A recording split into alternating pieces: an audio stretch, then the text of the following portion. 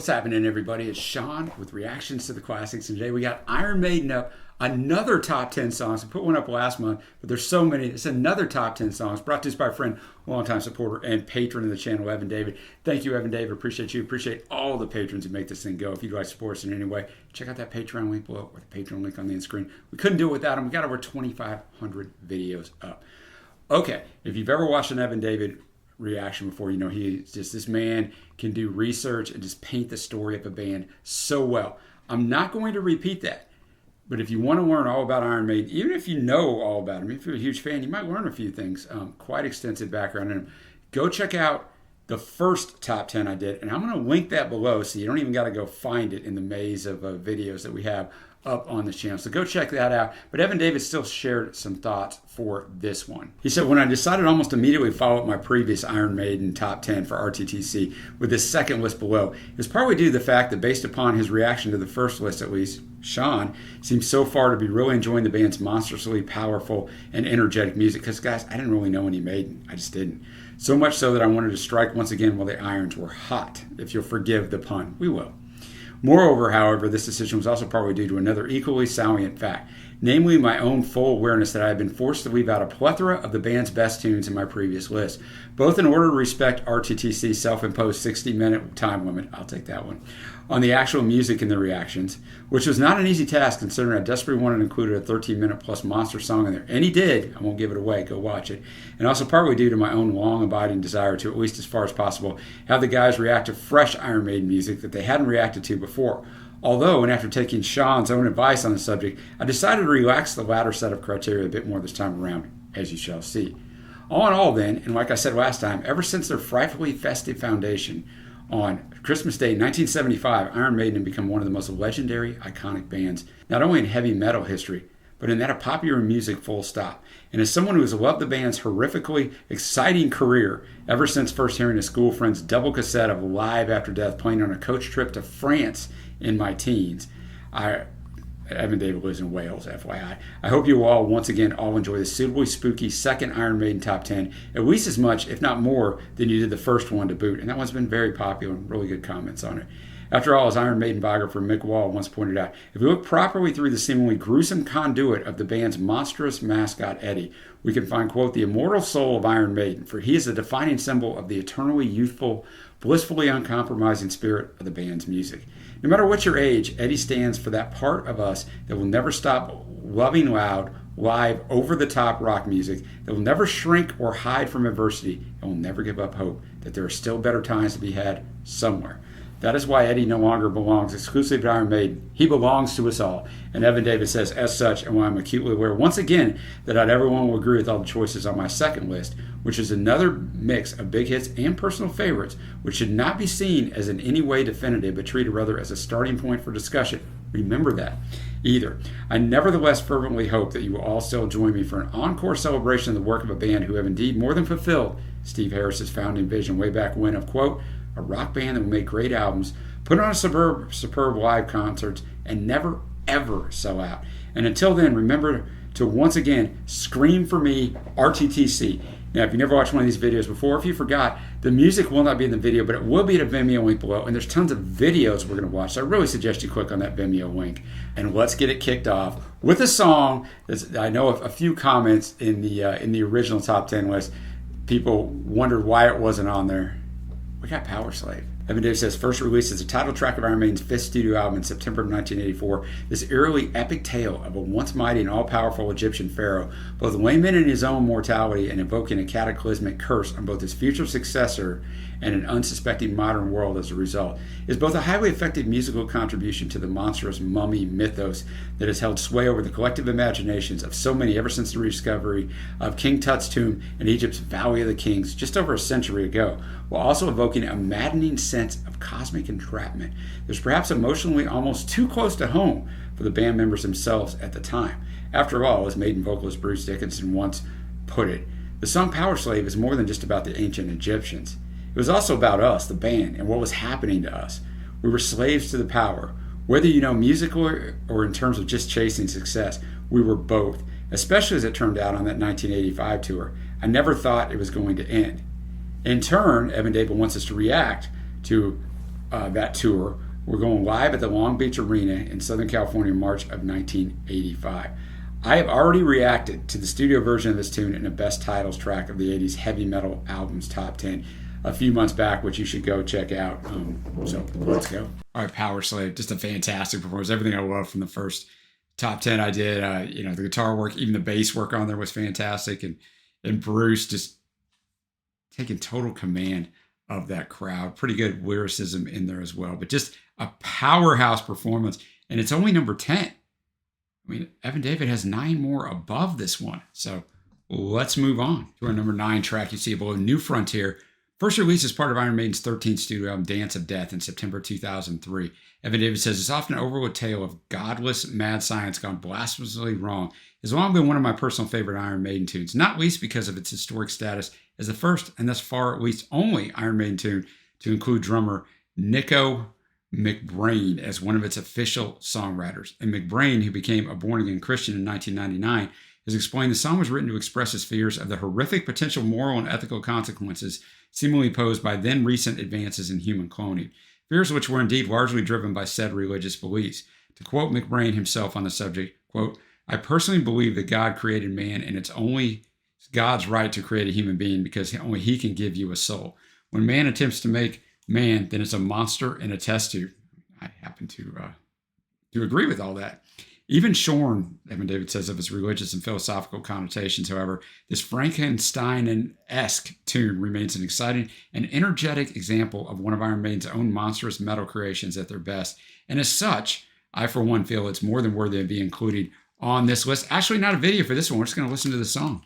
All right, New Frontier. I very much enjoyed the lyricism on this. Being a Christian, I guess that's partly why I enjoy the lyricism on it, but definitely McBrain getting his views in there a little bit, playing God or man. I think even people who aren't Christians or have any religious belief understand the danger of cloning, but it was a big deal back during this time period. It doesn't seem to be talked about nearly as much now. I don't know why, but I guess we're just so segmented and talking about different things and have so many other areas to go for information. There's not a common discussion hardly anymore in society about anything, but really well done. Really sounding tight in the studio in 2003. All right, next up at number 8, we got Running Free. Evan David says, first released as Iron Maiden's debut single, February 1980, reaching 34 in the UK singles chart, and part of the band's self-titled debut, Iron Maiden, about 2 months later. This historic tune has been aptly described by Iron Maiden biographer Mick Wall as a, quote, surprisingly catchy collision between Gary Glitter-style drums, razor-edge guitars, and Paul Di'Anno's rough as sandpaper vocals. Iron Maiden at their punk metal apotheosis. While co-writer Di'Anno himself has meanwhile since said that Running Free is a very autobiographical song. Though, of course, I've never spent the night in an LA jail. I've certainly seen the inside of a few London cells in my time, though. It's about being 16 and, like it says, just running wild and free. It comes from my days as a skinhead and the energy that sizzles off it, even all these years later. Evan Davis says, certainly this is one early Maiden tune whose utterly simple yet utterly compelling energy and enthusiasm indeed remains positively infectious, with the sheer rebellious attitude celebrated at its core, also being reflected in the band's determination to give it a proper, genuinely live performance when its aforementioned chart success led to a request from the BBC for it to be performed on the legendary British chart TV show Top of the Pops. As Steve Harris himself later put it, quote, I had a bit of an anti-Top of Pops thing. They never had anyone decent on, and I was really adamant I wasn't going to do it if they made us mime to a playback. I just thought, bullocks to them. What have they ever done for me? End quote. The singularly uncompromising stance was soon proved to be successful, and Iron Maiden duly became the first band to genuinely perform live on Top of the Pops since our London-based rebels, The Who, had done so some 6 or so years earlier, with results that you can perhaps best gauge by reacting to the clip of that performance in February of 1980. All right, Running Free, really good performance. If you're going to push to play live, you better bring it right, and they brought it. The guitar work was fantastic, drumming. Paul sounded good. I'm not sure everybody in the crowd knew what to do with it. It's not exactly the Top of the Pops that I've seen kind of music, but I thought they did a really, really good job with it, man. So let's move on to number 7. You see it below. The Evil That Men Do. Evan David says, first released as part of Iron Maiden's 7th album, Seventh Son of a Seventh Son, in April 1988, and later reaching number 5 in the UK singles chart when released as a single some 4 months later. This wickedly bloodthirsty tune, with its title taken from William Shakespeare's Roman play Julius Caesar, appears at first glance to form a prophetic part of the album's narrative storyline about the wretched fate that awaits for its already doomed central character. And even if, As Iron Maiden expert Steve Pilkington puts it, the song's lyrics are in fact quite vague and evocative and open to all manner of interpretations. Musically, it's a fine example of the pure Maiden sound, also possessed of a great chorus and chart appeal without any real compromise. Moreover, as is often the case with Iron Maiden, Evan David says, this tune takes on an uncanny new lease of power and energy, all its own when performed live. We are going to watch this being performed at the Rock in Rio Festival in Brazil. We watched a clip or two of this before, and in January of 2001, it's performed in front of approximately 250,000 people. All right, The Evil That Men Do, a fantastic performance, of course, HD quality nearly, and I mean, Bruce is just such a powerhouse. Guitar work is fantastic. The chorus is very catchy. It's a little tough. The verses, I couldn't understand anything Bruce was saying because the guitars were turned up so loud. That's the only issue sometimes in live performances. It may not have been that way there. It may just be that way when they record it, but really, really well done. Next up, number 6, you see it below. Can I Play with Madness? Evan Davis says, first released as a single in March of 1988, reaching number 3 in the UK singles chart, as well as number 47 on the Billboard mainstream chart in the US, and later once again being released as part of the album we just talked about, Seventh Son of a Seventh Son, a month or so later. This manically portentous tune also has its own Shakespearean sounding elements in a way, as it too tells the tale of the album's ill-gifted central character desperately trying to get some prophetic answers to his questions from an uncooperative mystical source in a way that very much reminds myself, for one, of the Macbeth and the Three Witches, or even Hamlet and his father's ghost. Yet on a more prosaic commercial level, as Maiden guitarist Adrian Smith once pointed out, this tune, quote, was like our first proper hit single. We'd had singles going to the UK charts before, but they flashed in and straight out again usually. But this one hung around there for ages. Despite the title and whatever Bruce meant in the lyrics, it became a feel-good kind of song for the band.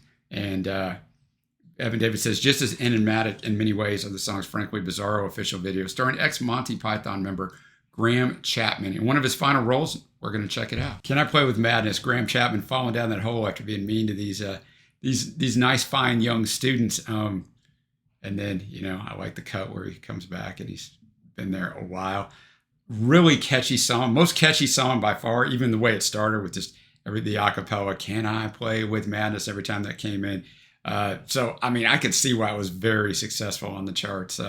My favorite song on here so far by a pretty good distance. Going to get to the top half of this list. At number 5, we got Die With Your Boots On. First released as part of Iron Maiden's Four Stew album, Peace of Mind, in May of 1983.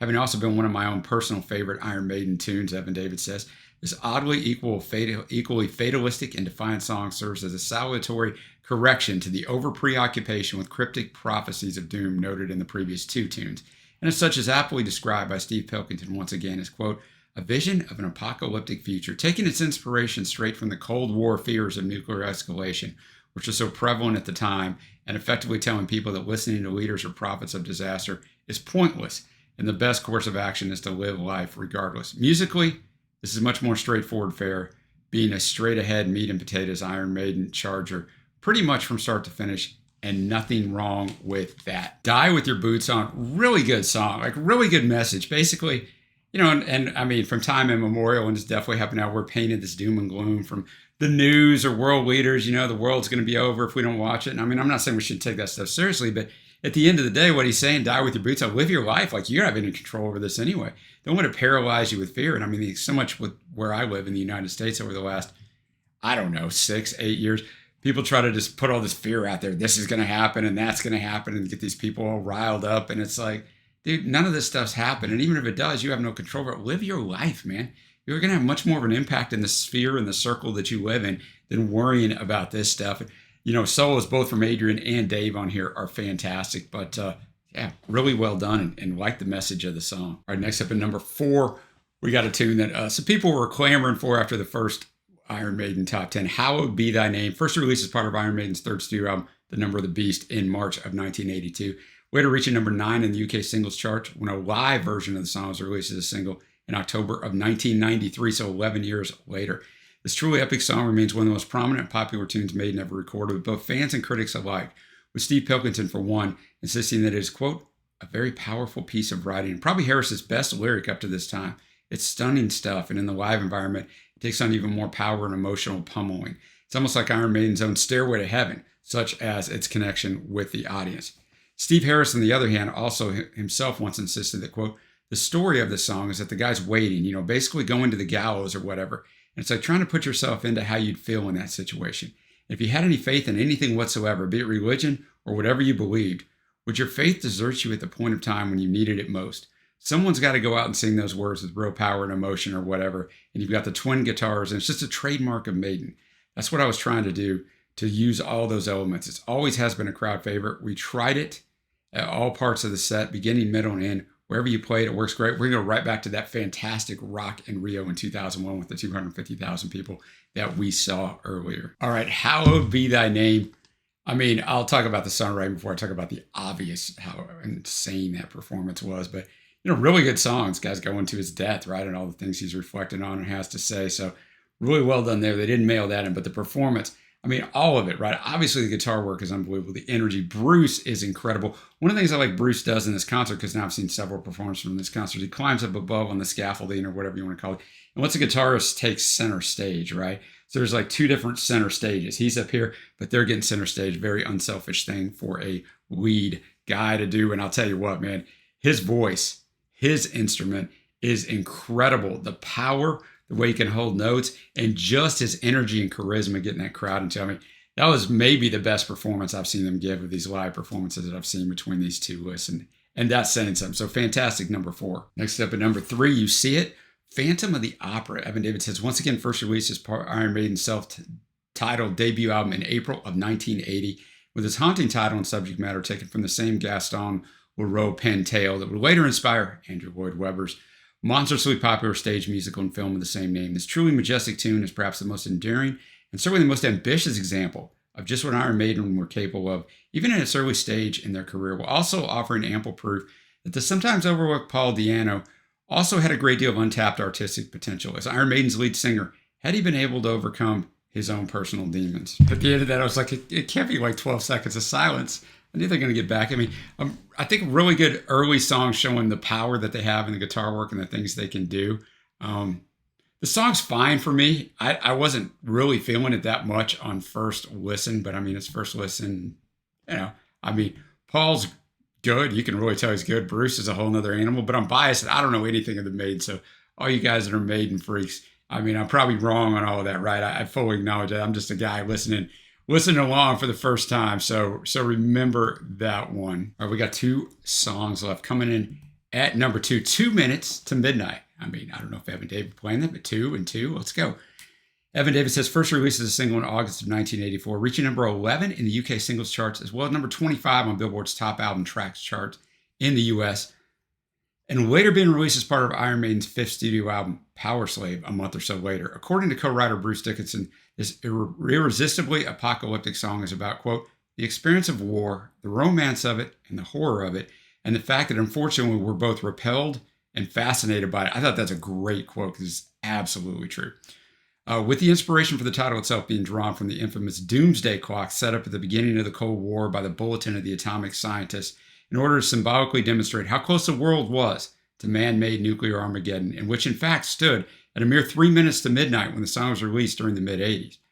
Evan David says, an uncomfortable fact I discovered while researching this top 10 list was the fact that as of January of 2023, we are now officially at an unprecedentedly dangerous 90 seconds to midnight, which means that this planet is even worse off in these terms than it was at the height of the Cold War. Food for thought, eh? I mean, that's kind of scary, isn't it? And people get lulled into thinking that's not going to happen, but so many people have nuclear capabilities now.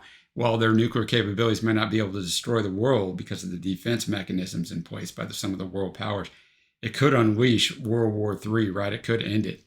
Evan David says, regardless, the song itself is a definitive Iron Maiden masterwork, which, as Steve Pilkington once again puts it, quote, is nothing short of brilliant and almost perfect mix of classic, meaningful rock music and a chorus which burrows its way into your brain.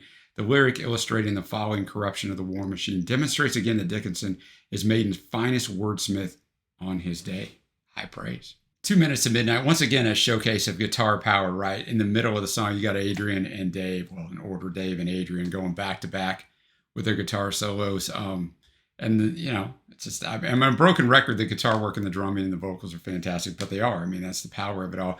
The lyrics are really good too, just really talking about the war machine. And I found that in a lot of these songs that they really push that, and they're absolutely 100% correct. Even saying we raise them up from babies, you know, in the war, you know, to basically understand that, you know, you got to go fight and you got to go do all this stuff. You know, it's a horrible thing, and it's 2023, almost 2024, and we're still doing it as much as ever. But a nice statement song, as well as showcasing their musician chops. All right, drum roll. Evan David's #1 on his second top 10 list of Iron Maiden. We got Run to the Hills, first released as a single in January of 1982, reaching #7 in the UK singles chart. Later, once again, as part of the Number of the Beast studio album a couple of months later. Composer Steve Harris once noted that, quote, "It is just basically about the Indian nations being, you know, treated badly and the white man taking over, really. It's supposed to be from both sides. You've got the first part as it is, if it's through the eyes of the Indian, the second part is through the eyes of the cavalry soldier. I wouldn't say any of our tracks are that political, really. Certainly this deliberately double-handed approach," Evan David says, "to its potentially controversial historical subject matter makes this a fascinating tune from a lyrical standpoint alone, even if the language used is sometimes a bit dodgy from modern-day 21st century standards, especially if seen in isolation from the original context of the period in which it's set. Regardless, however, even these fascinating lyrics are but a mere portion of the monstrously irresistible overall musical package that, to quote Steve Pilkington for the final time, has ever since made Run to the Hills perhaps the Iron Maiden song most recognized by the general public. Things get really interesting as the first classic example of that famous Maiden bass gallop comes in, later accompanied by a breathless rhythm very reminiscent of horses charging into battle. It's almost impossible not to find oneself bellowing along to the chorus by the end of the song, by which time it has been taken to new heights of anthemic splendor. It's marvelous stuff." And Evan Davis, as such, we're going to react to that Rockin' Rio one more time. And I will say that Trey and I reacted to this song, the studio version, in a song battle about a year or so back, but I don't, you know, I mean, we film a lot of videos. I don't really remember. All right, Run to the Hills, a fitting way to end this. I mean, it was obviously their final song on this set. As you heard Bruce say, thank you very much. Just so well done. The power of it all, right? I mean, it's just so well done. And how tight the musicianship was and how good they were. I mean, this was 2001. Like, this is 20 plus years after they started. Is really unreal, man. And yeah, it was just another fantastic performance, right? That Rio concert is something else, man. Before I get to my favorite tracks, let's get to Evan David's honorable mentions. He said, consisting this time of Sanctuary, Children of the Damned, 22 Acacia Avenue, Revelations, Heaven Can Wait, Wasted Years, Hooks in You, Be Quick or Be Dead, Man on the Edge, Brave New World, The Wicker Man, Bloody Brothers, No More Lies, Passchendaele, El Dorado, Speed of Light, and Death or Glory. And once again, I especially also highly recommend both Live After Death and Rockin' Rio live albums in their entirety. Yeah, I would agree with the Rockin' Rio, especially just from the little bit that I know. Now we'll get to my favorite tracks. Honorable mentions, The Evil That Men Do. Faves are going to be Power Slave, Can I Play With Madness, Die With Your Boots On, Hallowed Be Thy Name, and Run to the Hills. So coming into this thing, if you haven't watched the first video, I really didn't know any Iron Maiden, just a little bit that we reacted to on the channel. I just really didn't know any of it, never really cared to explore it, but this has been really good. I've super enjoyed it, so I appreciate Evan David. He always puts so much work into his videos, but cultivating this list, I know many of you are going to have suggestions. Put those below. Remember, there is another list, which I have linked below as well if you want to go watch that. But with such a long career and so many great songs, it's hard to come up with 10 or 20 in this case. And as Evan David said, I'll remind you at the start of this, this is not meant to be the definitive list. It's what he thinks is their best and some of his own personal favorites. It's merely supposed to be a jumping off point for discussion. So continue that discussion in the comments below. But give Evan David some props for putting this one together. Thank you guys for watching. If you haven't already, please give it a thumbs up and give us a sub. We have over 2,500 videos. You'll find something else that you like. And until next time, guys, I will see you.